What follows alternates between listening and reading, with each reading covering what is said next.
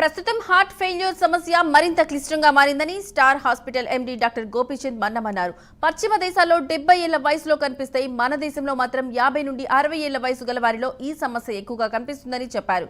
శేర్లింగంపల్లి నానక్రామ్గూడలో star heart failure clinic లోని ప్రారంభించినట్లు తెలిపారు.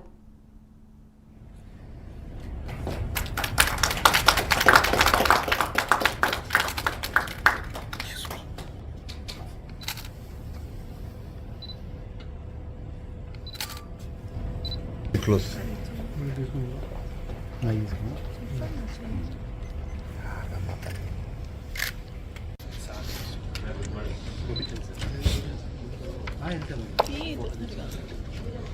Sir, started.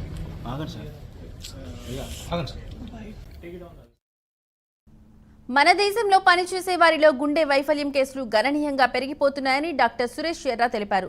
స్టార్ హాస్పిటల్స్ వారు స్టార్ హార్ట్ ఫెయిల్యూర్ క్లినిక్ ను ప్రారంభించడం శుభపరిణామమన్నారు. గుండె వైఫల్యం కేసులో భారత్ నిశ్శబ్ద విస్ఫోటనాన్ని ఎదుర్కొంటోందని చెప్పారు. ప్రస్తుతం 8 నుంచి 10 మిలియన్ల మంది గుండె వైఫల్యంతో జీవిస్తున్నారని, ప్రతి సంవత్సరం 1.8 మిలియన్ల కొత్త కేసులు నిర్ధారణ అవుతున్నాయన్నారు. హైదరాబాద్లో రక్తపోటు, మధుమేహం, ఉబకాయం కేసులు పెరుగుతున్నాయన్నారు. ఒత్తిడి కారణంగా ఇది గుండె సంబంధిత ప్రమాదాలకు కేంద్రంగా మారిందని చెప్పారు. Cardiologist in star hospitals. నేను advanced heart failure and transplant cardiology fellowship చేసి ఇప్పుడు ఇక్కడ నూతనంగా ఏర్పాటు చేసిన హార్ట్ ఫెయిల్యూర్ క్లినిక్ ఇనాగ్రేషన్ గురించి ఇవాళ మీ అందరితో మాట్లాడుతున్నాను. సో చాలా excited to start this heart failure clinic ఇక్కడ స్టార్ హాస్పిటల్స్లో.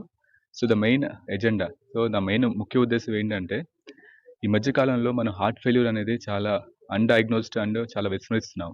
సో ఫోకస్ ఇస్ అంతా హార్ట్ అటాక్స్ మీద ఉంది తప్పితే హార్ట్ ఫెయిల్యూర్ మీద చాలా తక్కువ ఉంది. సో పేషెంట్ అవగాహన కానీ, పేషెంట్కి మందులు ఎలా వాడుకోవాలి, చాలా ఇబ్బంది పడుతూ ఉన్నారు. సో నెక్స్ట్ అడ్వాన్స్ థెరపీస్ కింద ఏం చేయాలి అన్న దానికి సో ఇండియాలో చూసుకుంటే కనుక లాస్ట్ 1 yearలో so almost 10 million people are suffering with heart failure. So 1 కోటి మంది హార్ట్ ఫెయిల్యూర్ సఫర్ అవుతూ ఉన్నారు.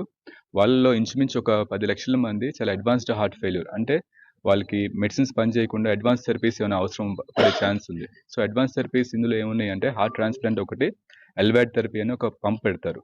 సో వాళ్ళ సిమ్టమ్స్ తగ్గించడానికి హార్ట్ ఫెయిల్ అయినప్పుడు హార్ట్ చేసే పని పంప్ చేస్తూ ఉండేది. వరల్డ్లో హైయెస్ట్ కార్డియాక్ డిసీజ్ ఉన్న దేశం అన్న సంగతి అందరికీ తెలిసిందే. కాకపోతే ఎక్కువగా తెలియని విషయం, ఇన్ఫర్మేషన్ అయితే చాలా ఎక్కువగా ఉన్న విషయం ఏంటంటే, హార్ట్ డిసీజ్ అనేది ప్రివెన్షన్ చేయడానికి చాలా ఇండివిజువల్గా కమిట్మెంట్ ఉంటే కానీ జరగదు అది.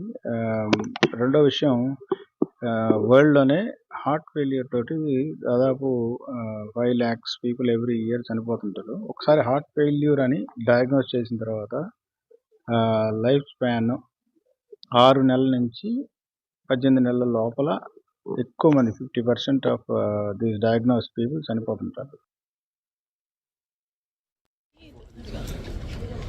Sir, started. Take it down.